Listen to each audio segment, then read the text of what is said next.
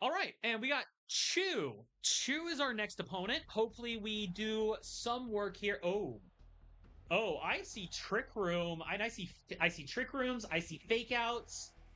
I see Weather. The question is, how do I want to play this to try and take a little bit of control here? Their possible Trick Room setup is also a priority blocker. So Fake Out, I basically just have to assume that Fake Out is useless. I think maybe to block any opposing Fake Out, I go Solar Wind. And Solar Wind Conkeldurr, maybe? Depending on how they play their lead, that might be my go-to. And then maybe they got Steel, they got multiple fires. This is a very hard matchup. I think maybe Kangaskhan 9. No. If I do that, Kangaskhan basically has to put in a lot. Kangaskhan and Conkeldurr have to do a lot of work if I set it up this way. But I think actually, okay, we are going to go ahead and put Ninetales on the back. We're going to run Kangaskhan as our Mega, and I might have a very hard time stopping Trick Room in this round. Oh. Gale Wing. Yeah, Farigiraf. So I can't even use... Oh, snap. Okay, so there's no... So the dangerous thing here is that I can't use Air Slash. And Will-O-Wisp is my main thing here for that one. I feel like Torkoal might be protecting, so maybe I go Drain Punch on Farigiraf and try and take it out before that goes off. But at the same time, okay, Torkoal is switching, so they want to go ahead and play that to control the weather on the next round.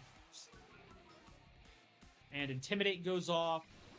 They are protecting themselves with that, but at least we can get the burn on Farigiraf. That does put Farigi on a bit of a timer. Not as much of a timer as I would really like. And there's the Trick Room. Now, Farigiraf's base speed, if I'm not mistaken, I think Farigiraf has higher base speed than Conkeldurr. So I might still be at a little bit of advantage here. So maybe I can Quick Guard and Drain Punch Farigiraf before it gets another attack off. And they're switching. Okay, who are they switching to? Gardevoir? Okay. Oh, if I had gone Poison Jab into that slot, that would have been brutal. And fake, because Quick Guard and Fake Out are on the same priority level. That kind of sucks. That means my Quick Guard does nothing.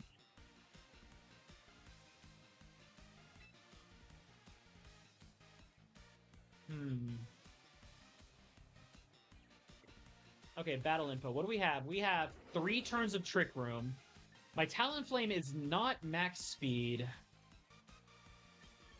Maybe I go ahead and...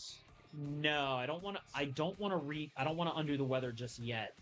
I need to try and protect Conkeldurr. So maybe protect and okay, it's Mega Guardy. Although Gardevoir is going to be higher speed than Conkeldurr, so Conk still has Poison Jab. It is -1 Poison Jab, but it still has Poison Jab. Parting Shot going in there. Okay. Incineroar might underspeed Conk if depending on nature. I think I was running Adamant, not Brave. Maybe my Conk should have been Brave Nature to try and counter these Trick Rooms.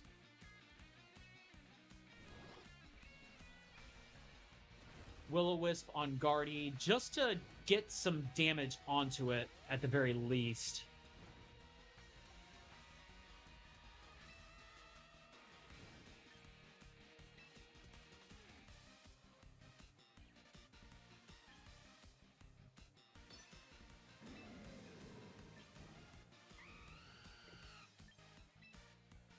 I'm pretty sure a Hyper Voice is coming out, but I don't have anything else that's like a reliable stop for Hyper Voice.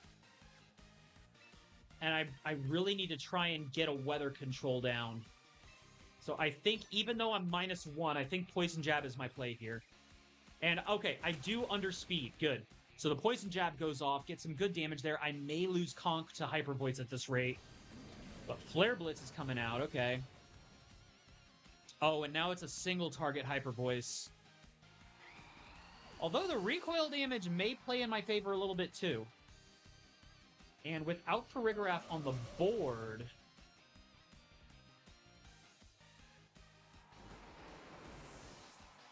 you know what? This does give them total weather control. Now, I have Fake Out and I have Protect available to me. But how much damage do we have on the board right now? Let's see. 1/16 is... They have 18%. And there's one turn of Trick Room left.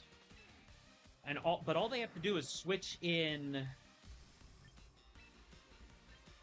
Alright, you know what? I'm going to try for a Fake Out on Guardy, because that Hyper Voice is indeed too strong. And they probably want to Flare Blitz the Ninetales, so I'm going to go ahead and protect Ninetales and hope for the best here. Okay, they are doing a Withdraw instead of Parting Shot. Yeah, there's Torkoal taking control of the weather back. So, but they didn't bring in Farigiraf, so our Fake Out is safe. Fake Out will finish off Gardevoir at the very least. Even though they did take away my, I really could have gone for the Dazzling Gleam, though. Although they did prevent the chance of an Aurora Veil. I see where the thought process is there, and they don't necessarily want to double switch, because how that's going. They probably bring Farigiraf back in. Yeah, there's Farig. The question is, do I... You know what? Yeah, Bite Farigiraf, and... Do I gamble on Blizzard, or do I go the Dazzling Gleam? I need to make sure I hit the accuracy, and Dazzling Gleam does give me... Okay, they're protecting anyways. Dazzling Gleam is at least going to chip damage Farigiraf to guarantee a knockout before another Trick Room can go up. And I think that stopping a second Trick Room is going to seal the game. Well, maybe not seal, but it will put us in a better position here.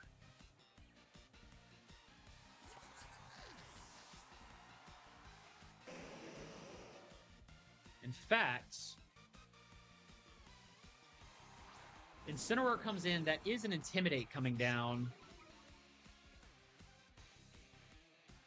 Now, they're going to want to Fake Out. I can just double Protect. Yeah, double Protect here.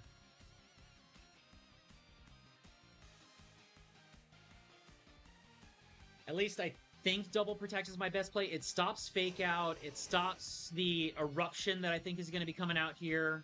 And then next round, I can go ahead and Body Slam and Dazzling Gleam. Body Slam the Torkoal or Bite the Torkoal. Okay, they're running Heat Wave.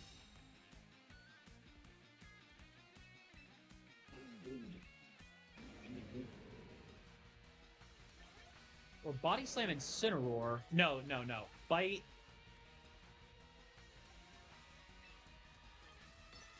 Torkoal for the flinch and Dazzling Gleam. I have the King's Rock on Ninetales, so there's that very slight chance that I get a flinch from the King's Rock, but the Bite on Torkoal can stop it from firing off at all, like at a higher probability, being a double tap on the Bite chance.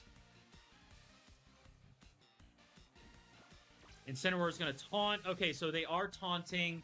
That means no more Protect on that side. And Torkoal did flinch. You know what? It's perfectly fine. Now we can go ahead and keep biting the Torkoal. I feel like the Torkoal is the bigger threat here. Incineroar can be a powerhouse bruiser, but it's also taking more damage from Dazzling Gleam, so the damage is kind of balancing out. Torkoal's the bigger threat with spread damage under the sun. So flinching Torkoal, I think, is going to be my win condition. There's Incineroar Citrus Berry. It's, as far as I'm aware, that's a pretty common item for it. I haven't looked into all the stats, I know all the stats are available within Champions, so I can kind of get an idea of that. But the Flare Blitz is... Oh! Damn! But that's also major damage to itself. There goes the Sunlight. Okay.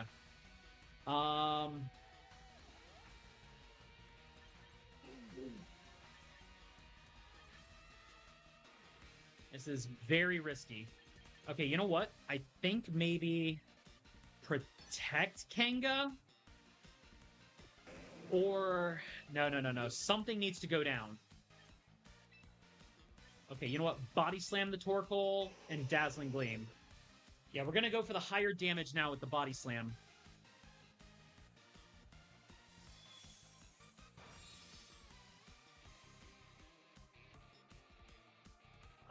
Maybe I should have gone for the Bite. This is still extremely... Oh, yes, the Body Slam sealed it. Okay. Incineroar... Now, Incineroar only has single target attacks, and unless it has Sucker Punch, I'm pretty sure we just won the game. Flare Blitz goes into Ninetales, knocks itself out, and yeah, it's a self-KO with the Flare Blitz this time, right? Yes! Oh, man, that was close.